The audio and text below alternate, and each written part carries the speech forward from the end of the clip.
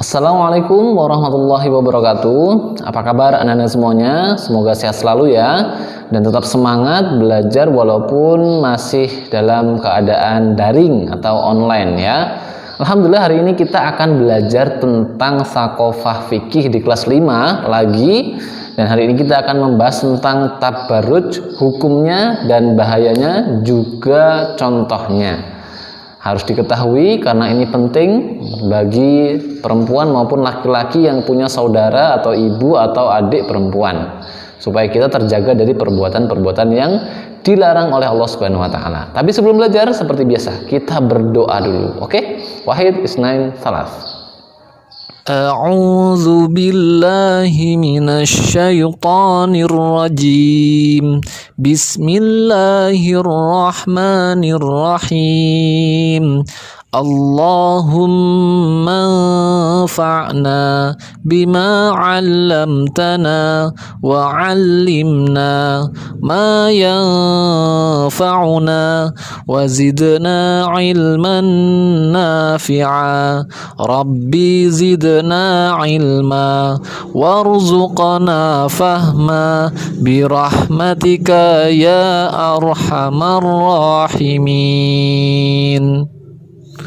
Qala Allah Ta'ala Al-yawma akmaltu lakum dinakum wa atmamtu alaikum ni'mati wa raditu lakumul islam dina.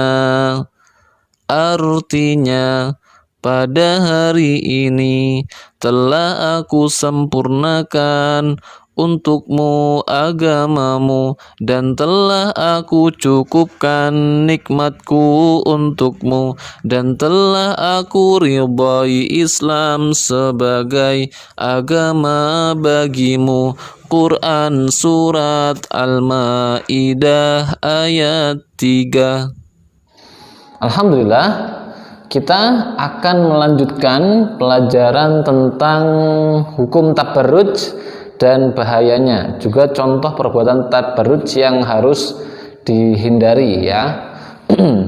Dalam Quran Allah Subhanahu wa taala berfirman, wa qarna fi buyutikunna wa la tabarrujna tabarrujal jahiliyatil ula.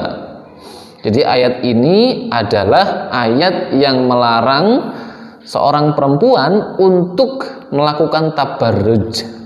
Apa artinya?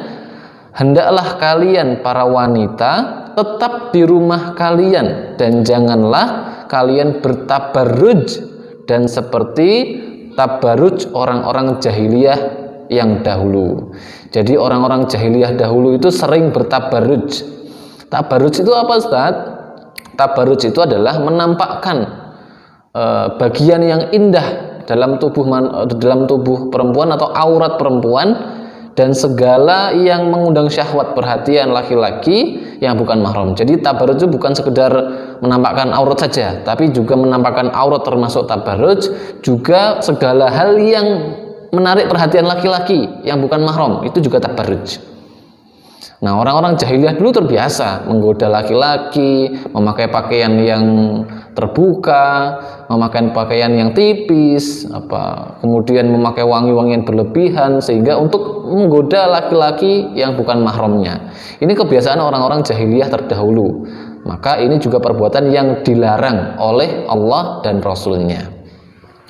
Hukum tabarruj adalah haram. Maka hukum tabarruj ini haram, dan ini untuk perempuan ya. Kalau laki-laki tidak ada istilah tabarruj ya.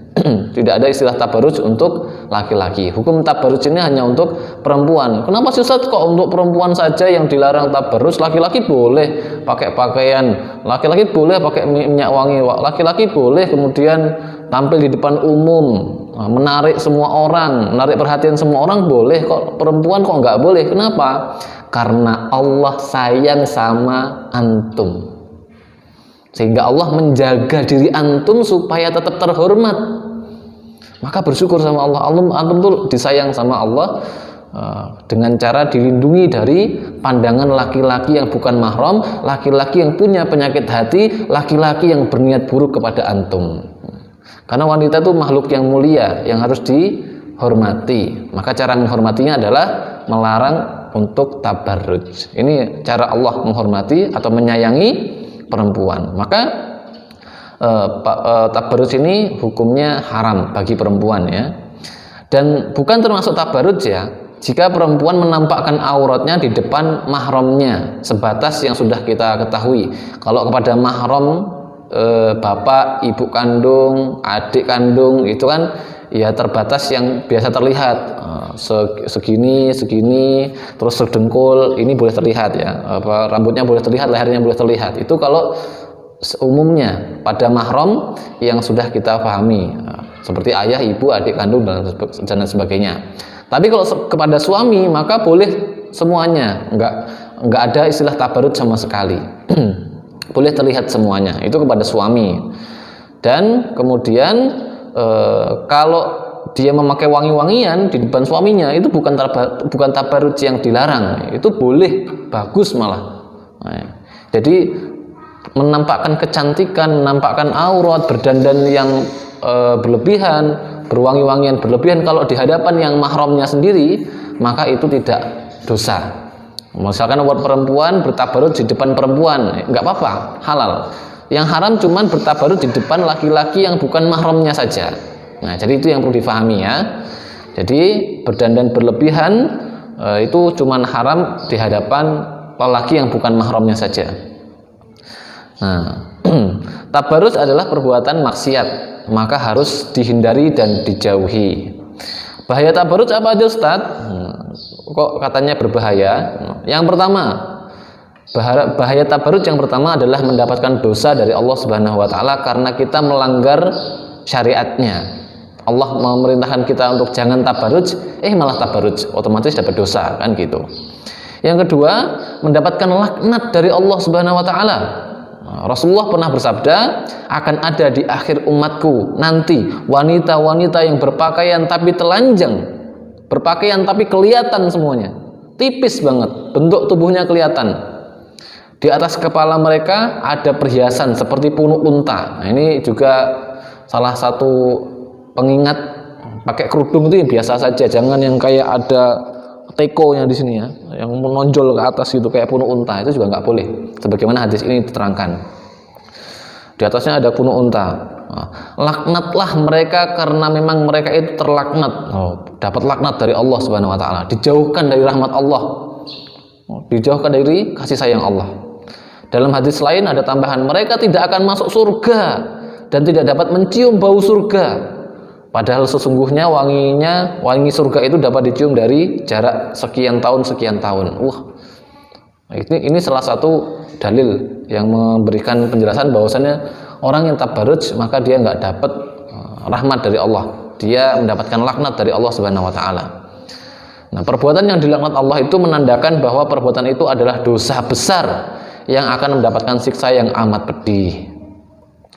Ini bahaya kedua. Bahaya ketiga, tabarruj menunjukkan buruknya akhlak. Jadi kalau pengen mengetahui perempuan itu baik atau buruk, maka lihat akhlaknya, lihat cara berpakaiannya juga.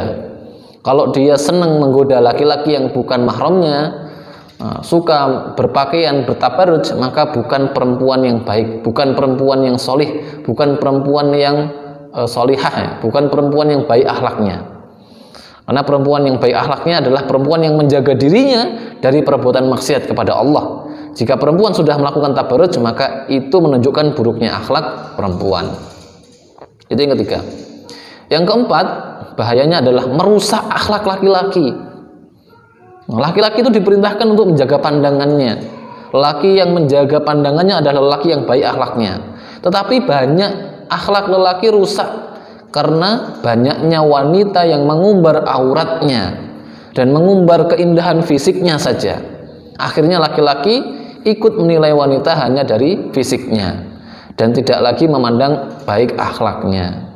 Sehingga banyak lelaki yang merendahkan martabat perempuan, diajak pacaran, diajak jalan-jalan, padahal kamu itu mulia, perempuan itu mulia. Jangan mau dipegang-pegang, jangan mau diajak-ajak sama laki-laki yang bukan suamimu, bukan mahrammu. Nah, itu yang penting. Gara-gara buka aurat, laki-laki jadi susah menjaga pandangan. Akhirnya rusak juga lah akhlaknya laki-laki itu. Ini bahaya keempat. Bahaya kelima, sebagaimana Allah berfirman, "Wala taqrabuz zina, innahu kana fahisyah wa sa'a sabila." Dan janganlah kamu mendekati zina. Zina itu sungguh sesuatu perbuatan yang keji dan suatu jalan yang buruk. Perzinahan itu berawal dari tertariknya syahwat perhatian laki-laki kepada wanita. Salah satunya karena tabarut yang dilakukan oleh wanita. Dari Abu Musa al-Asy'ari, Rasulullah SAW pernah bersabda, seorang wanita, siapapun dia, jika dia keluar rumah dengan memakai wangi-wangian, lalu melewati kaum laki-laki agar mereka mencium bau wanginya, maka wanita itu adalah seorang pezina. Kata Rasulullah. Maka kalau pakai wangi-wangian, biasa saja, jangan berlebih-lebihan, atau jangan sengaja pakai wangi yang banyak lah, biar nanti ada laki-laki yang nyium wanginya. Jangan. Karena kata Rasulullah, orang seperti adalah pezina. Langsung dicap begitu sama Rasulullah. Rasulullah yang ngomong, bukan Ustadz ya. Maka jelas ini adalah mengundang zina. Maka harus dijauhi perbuatan tabarruj itu. Maka apa saja contoh perbuatan tabarruj yang harus dihindari? Yang pertama, membuka aurat di depan laki-laki yang bukan mahramnya. Jelas. Yang kedua, memakai pakaian tipis, transparan, dan ketat membentuk lekukan tubuh. Nah, itu juga perbuatan tabarruj. Yang ketiga, berdandan berlebihan, menor-menor, merah-merah. Pokoknya merah, kuning, hijau, biru di langit yang kelam ya. Itu semuanya ada di mukanya. Itu juga haram, termasuk tabarruj. Keempat, memakai minyak wangi berlebihan sebagaimana hadis tadi. Yang kelima, berperilaku untuk menarik perhatian laki-laki yang bukan mahram. Berperilaku centil lah, berperilaku bergerak-gerak gitu supaya dapat perhatian, itu juga nggak boleh. Maka kalau ada laki-laki yang bukan mahram, tegas saja. Apa? Mau apa? Nah, gitu aja. Jadi tegas saja. Nggak mau, jelas-jelas begitu. Jangan malah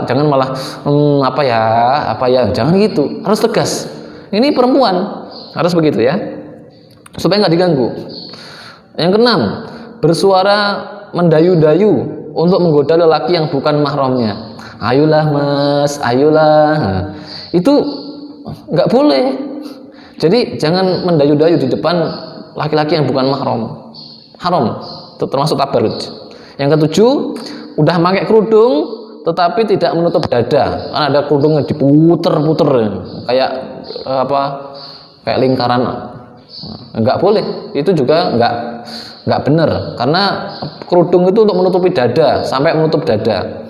Kalau bagian dada terbuka nggak ada kerudungnya, maka dia termasuk tabarruj. Nah, padahal udah pakai kerudung dia, tapi kalau pakai kerudungnya salah, jadinya tabarruj. Naudzubillah min dzalik. Kita semoga bisa menghindari perbuatan-perbuatan itu. Dan yang laki-laki, jaga pandangan ya. Kita sekarang hidup dalam zaman yang susah untuk menghindari perbuatan itu. Apalagi banyak perempuan yang sudah hilang akhlaknya, sudah melanggar perintah Allah, nggak pakai kerudung, pakai pakaian mini, seksi gitu kan.